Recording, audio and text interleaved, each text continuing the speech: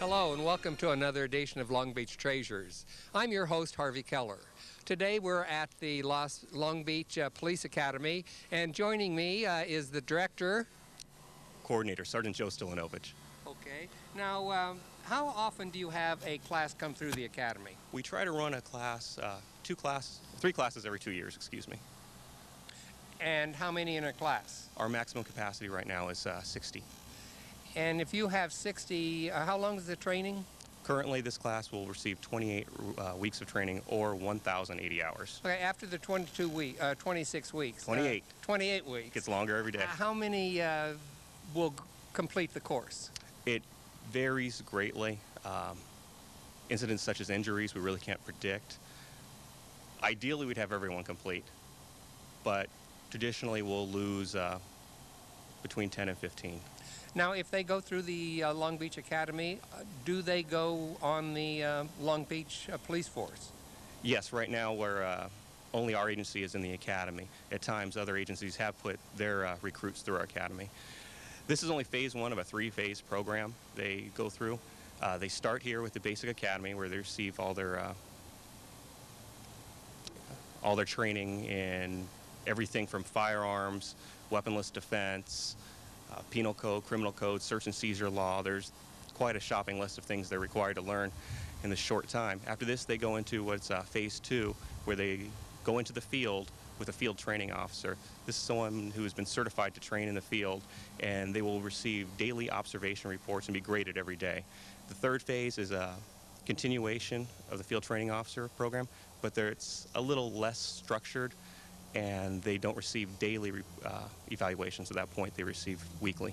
So they get academic as well as physical material here? Absolutely. We have a physical training program where they actually go out and do PT, run in the park, push-ups, also building searches. It's a very physical training process. Is there a minimum age and education requirement to go through the academy? You have to have a high school degree or a GED.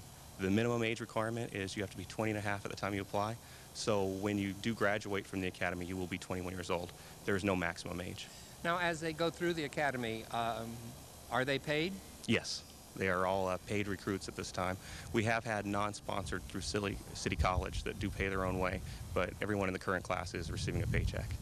Do you ever train officers for other police departments or sheriff's departments? We have had other agencies in the past go through our academy, but not in a few years. I think you have a machine called FATS. Yes, the Firearms Action and Training Simulator. Could we go check it out? Absolutely. Let's go. This is our Firearms Automated Training System, FATS as we called it before. It is with the upgrades we have to the system, it's approximately value is $100,000. It's paid for by grant money, not out of our general fund. What it does is it can be used for target practice or actually scenarios where we'll run recruits or community members through typical police scenarios where force may be necessary. It is equipped with a sidearm, pepper spray. We can set it up for flashlight. We can do AR training on it or shotgun. It is powered by a computer back there and also CO2 canisters. The CO2 canisters are used to simulate the firing of the weapon and the cycling of a round. Also, if we wanted to, we could shoot back at you. I'll pass. Okay, we won't shoot back at you this time, but I'm going to put you through a scenario and see how you do. Now, in this scenario, you're a police officer. They'll tell you what call you're dispatched to. You're to handle it any way you see fit. If lethal force is necessary, that's your decision you have to make. Please talk to the members of the screen, give them orders, give them commands, handle it just like it was a real-life situation. You ready? I'll give it a shot. You're on. You arrive at this residence in response to a call from a frantic female requesting the assistance of the police. Officer, they're in there. He's got a shovel. He's big. What the hell are you doing here? Drop your weapon. What do you want? Drop your weapon. Get the out of here. There's nothing to do here. Drop your weapon. What? Drop your weapon. This is between me and him. Get out And of here. step away. Drop your weapon and step away. Now! Out of here! What's wrong with you, Jack? I told you to get the out of here! Step away! Who called you anyway? Come on, get out of here! Oh, God. What? Get out of here! Can't keep taking charge of the situation. Step away! All right. I said get out of here. Now you make me get out, pal. Drop your weapon and step away!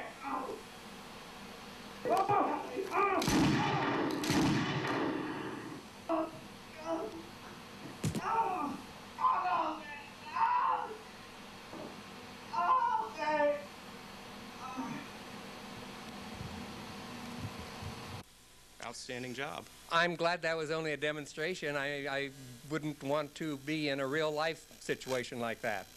Unfortunately, that's something we have to deal with out in the field. This is only one of the tools we use to train police officers, though one of many tools we have. Next, I'm going to show you our rack house where we go through searches, simunitions training, and actual role-playing scenarios. Okay, let's go on over. Right this way.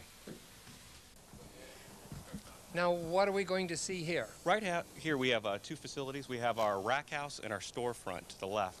These two buildings are used predominantly for teaching officers how to search and refining searching techniques. It's also used for simunition training, which are, in essence, paint bullets. It's paint projectiles that the officers use while training and searching. Also for role-playing and scenarios. Let's go inside and take a look. So this would be like searching a home? Yes. This one is designed to be a typical Long Beach residence. The other is a storefront, and we have it set up so you can enter it from multiple locations and change it up. Many of the walls and doors you'll see in here we can move, so we can actually change the floor plan of the building, so it's not the same every time officers go in. Also, if you look up top, we have a catwalk. That's so other officers can observe while people are going in and training, and then we can later debrief and critique. Okay, let's go on in. Absolutely. Both of these, I want to emphasize, both of these buildings were built and designed by Long Beach police officers for Long Beach police officers. You can see here we have some furniture. That's for our scenarios. Also, when you go in to search a house, they might have a couch caddy corner that someone could be hiding behind. All the doors in here we've created so you can slide and make it a solid wall or a doorway. Like I was saying, we could change up the plans. Very useful facility. We're grateful to have it. It's quite large, too, actually. Yes, it is. It's got many rooms, different types of doors, stairwells. There's a few rooms with trap doors in it. We train for any situation, and we can handle it. Do the dogs ever train in here? Absolutely. They'll do building searches here also. Everyone utilizes this facility. Well, I think we have one more demonstration, do we not? The taser? Yes, we do. Let's go over. I'm looking forward to it.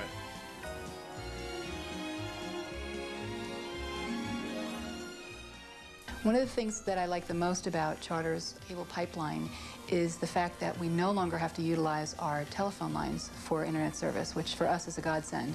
Another thing that is excellent is the fact that it dials up in a matter of seconds. There's no waiting for the dial tone. There's no waiting for unfortunate busy signals, and it's there. It's accessible to us right away within a few seconds. And the downloading is so quick. So to us, that's a true godsend. What makes Paulie's different? Well, first of all, his coffee is fresh roasted 1,000 miles from Seattle, so we like to have coffee that's fresher and tastes better. We carry about 70 varieties of coffee. But the thing that I believe makes Paulie's special is the people who work at Paulie's. We're a neighborhood store. We're your family store. We know you, you know us. We'll take care of you. We were voted the #1 coffee house in Long Beach in the recent Press Telegram poll. Paulie's Gourmet Coffee. Doesn't get any better than this. Couple little pressure buttons on the side. You just push it on. Once you push it on, you're going to give it a little tug just to make sure that it's on there, and you're good to go. Fire it up and you're good to go. Okay, so what I'm going to have you do is I'm going to have you just shoot at the aluminum target there. Aim it, shoot. I'll hand you another cartridge. I want you to reload and fire one more time.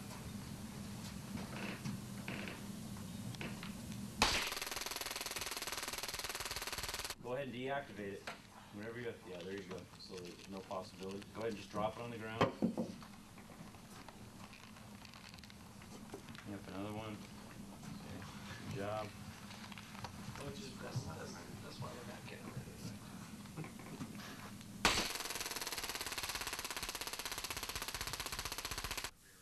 You said that arcing lasts for 5 seconds. I would think that would be the longest 5 seconds of anybody's life. Yes, it would be a long time. But for any further questions, I'm going to refer to Officer Steve Lassiter. He's part of our AOTC Advanced Officer Training class out here, and our lead instructor in Taser. Now this looks like it'd be a pretty effective weapon. Yeah, yes, it is a pretty effective weapon. It's more effective than the old tasers because of the fact that it works on a higher wattage. And so what that means is that it affects both the sensory and the motor nervous system, which means that where the old system just affected the sensory motor nervous system, which basically was a pain compliance tool, this basically interferes with the brain's ability to communicate with the muscles. So it takes away a person's ability to tell their muscles what to do in the affected area. So it overrides that system, totally incapacitating them. What's the maximum distance? 21 feet.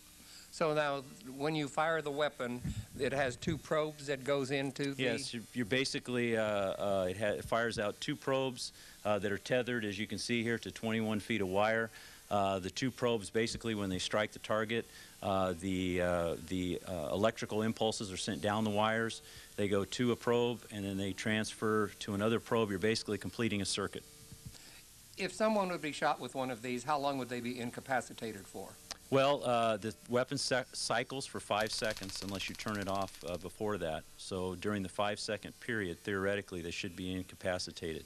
And then immediately upon the cycle ending, the effects cease. Well, right now, the Long Beach Police Department deploys, I believe it's 2 tasers for each division. They are in the sergeant's cars. And what we had going on today here was a qualification course. The officers come in, they go through approximately 4 to 5 hours of training, classroom training, and then they have to actually shoot the taser as a part of the qualification course. So we were basically just qualifying new users in the use of the M26 taser. All right, I think we're now going to head over to the pistol range, and that's our next assignment. So thank you.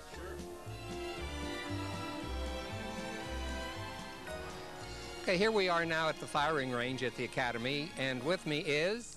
Robert Razzo. And you're going to tell us about the less than lethal, and we're going to have a demonstration? Yes, we will. What is less than lethal?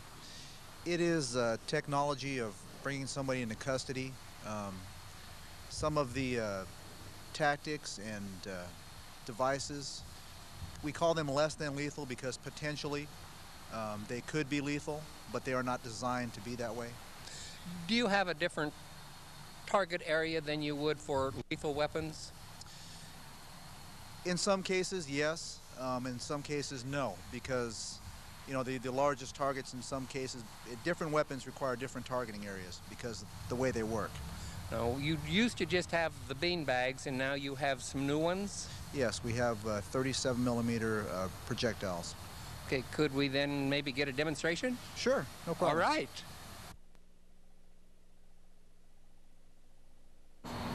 Suspect, drop the knife or I'll shoot you with a rubber bullet.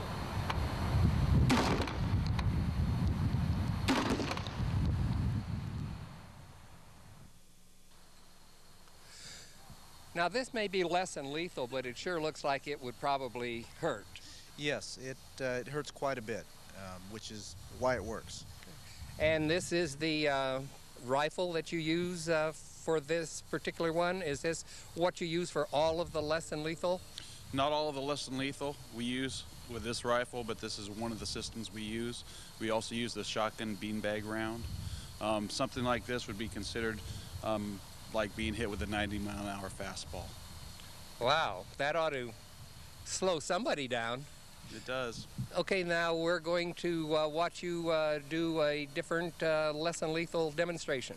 Yes, one of our other SWAT officers is going to shoot the less lethal beanbag round. Super, thanks. Suspect, drop the stick or I'll shoot you with the beanbag.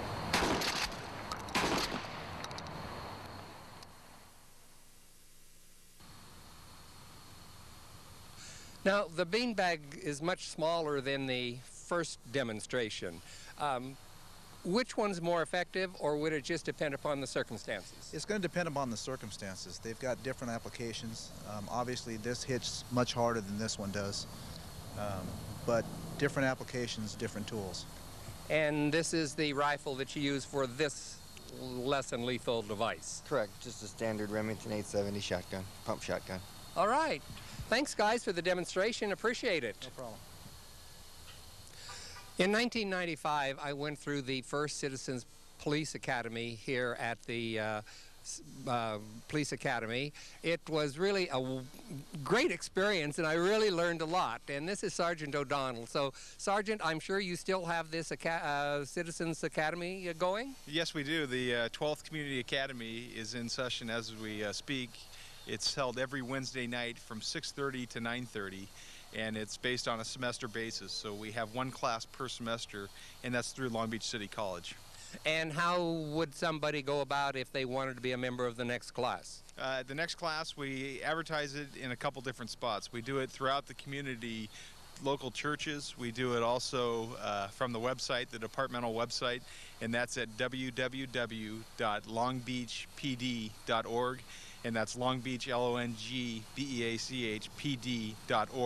Just click on the Community Academy. You can get the application right off the website, download it, and either send it through the web or send it to us in the mail.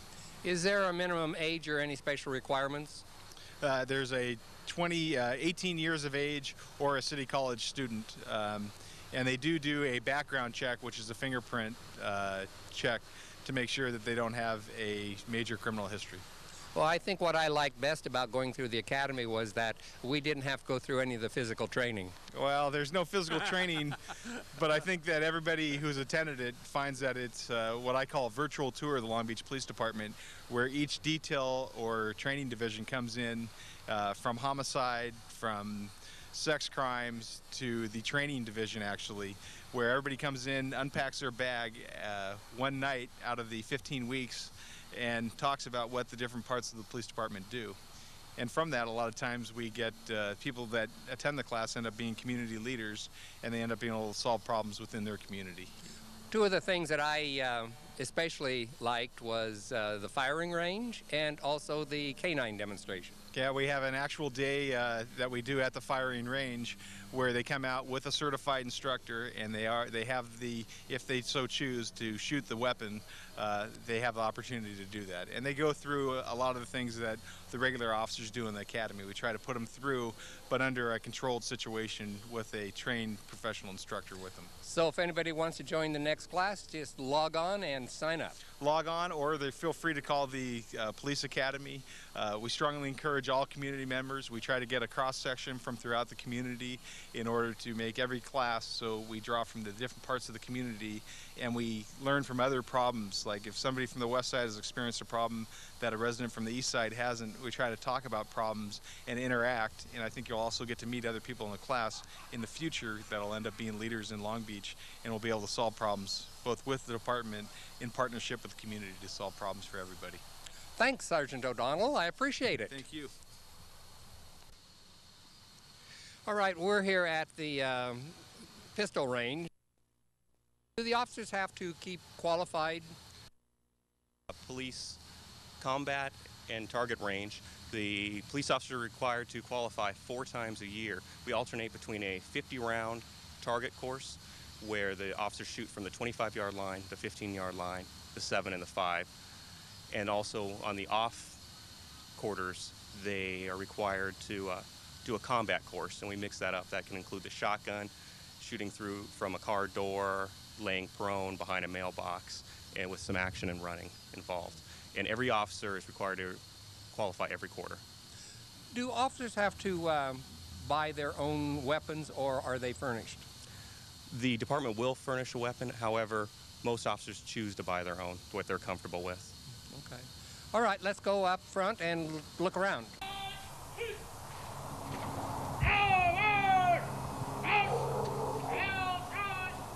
Now, this is part of the present academic class? Yes, this is 2/3 of our recruits are present here today.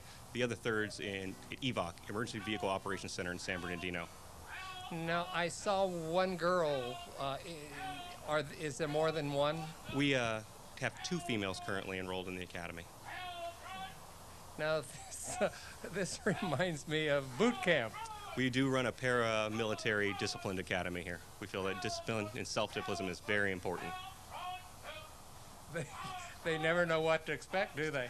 We try to switch it up to keep them on their toes. Today they're in their physical training gear because they have first aid training where they're actually giving CPR and many other activities. Now, the one yelling the commands, is he the... He is the class commander this week. We rotate the commander position and who has to be a leader to develop all of them.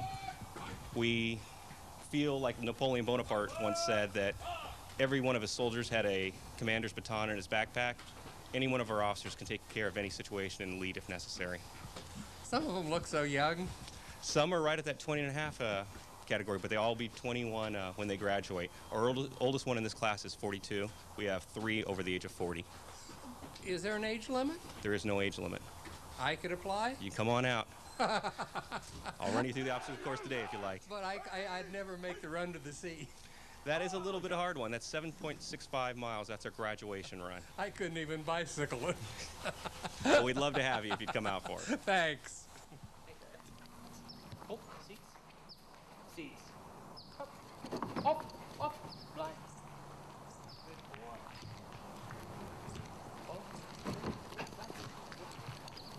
Oh, seats. Seats. Good. Up. Oh, seats. Seats. Oh, seats. Seats. Good boy. Good boy. That's a good boy. Focus low. Turn up. Oh, hey. Good boy. Cross. Oh, that's a good boy. That's a good boy. Good boy. Oh, good boy.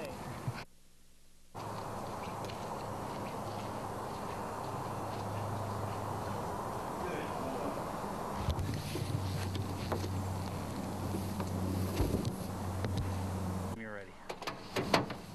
Turtle, here. Cuts, cuts. Good.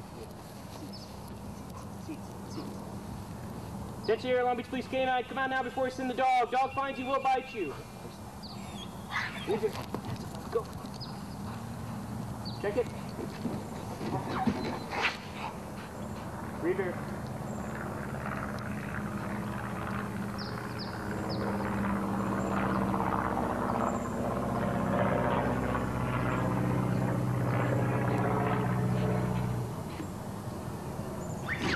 That's a boy, good boy! Good boy! That's a boy! Good boy.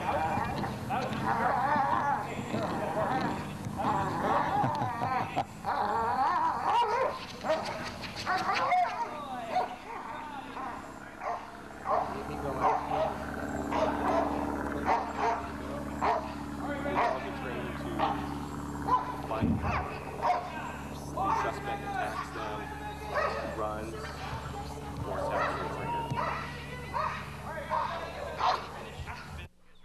Yeah.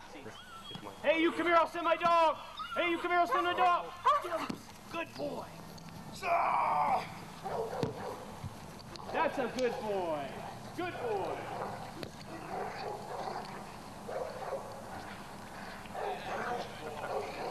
He doesn't let go, does he?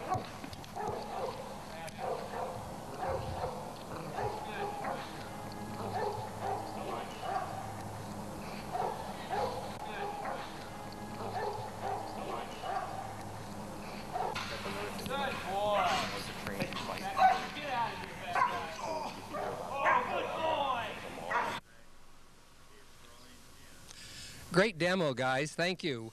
Introduce yourselves. I'm Officer Andy Van Holt, and this is Officer Ernie Willis Evans. Yes. All right. Tell us a little bit about what just happened. Well, what we did is ran the dog through what we call an obstacle course. The first demonstration was that of the barrels, in which the dog is off leash and has to go to the top of the barrels and lay down at the top of the barrel and then come down. And what that does is usually show control of the dog, that you have over the dog without the leash on it.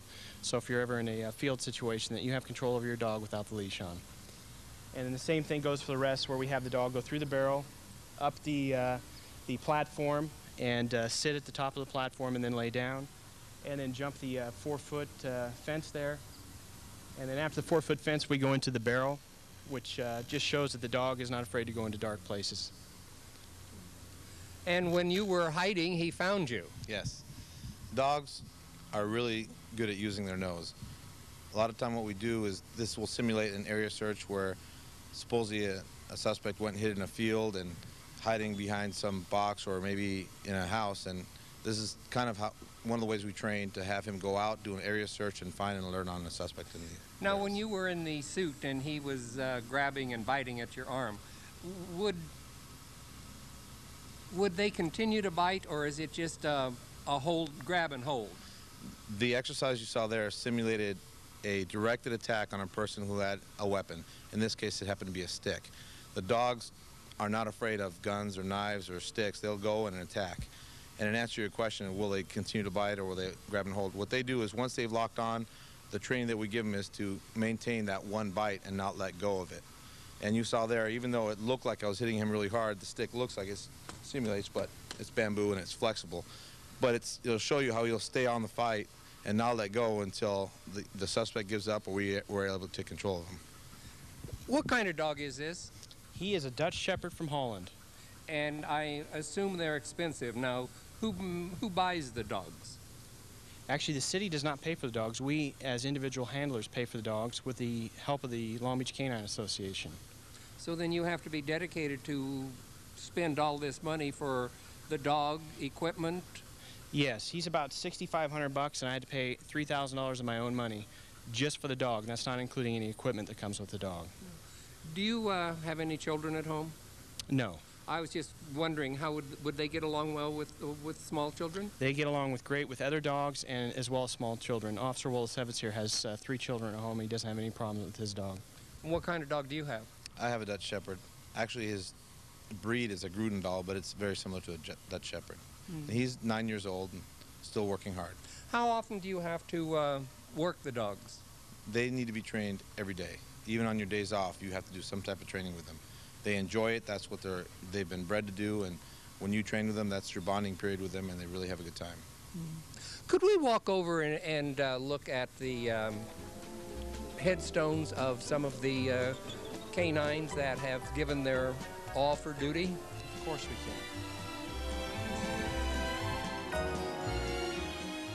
Okay, now the dogs that are memorialized here, did they all lose their life in active duty? Not all of them. Actually, very few of them lost their lives on the job, in a search or with a suspect. Most of these dogs here died of old age or some type of injury or not related to working exactly that day. And it's my understanding that the remains of the dogs are embedded in the headstone so that if it becomes necessary to relocate, it becomes an easier task? Yes, there's a gentleman that after we've cremated the dogs, we'll take the ashes, mix it in with the cement, make that block that you've seen there, and we'll put a plaque on it. So it makes it easier for us to move them if in fact we have to relocate our little cemetery here. Well, thank you for joining us today. This has been most interesting, and this is quite a nice memorial for the Canine Corps. It's very nice. We really appreciate the memorial. Thank you. Thank you. You know, I really want to thank you for all of your guiding me around today, because I've seen a lot that I don't think a lot of people ever have an opportunity to see. Do you ever have open house for the general public to come out and see your facility? We don't have an open house, but anyone who's interested can partake in the Community Academy. And as Sergeant O'Donnell said earlier, that is a virtual tour of the police department, and they will get to see the entire facility and much of the training we go through. Thanks so much. I appreciate it. Welcome back anytime. Thank you.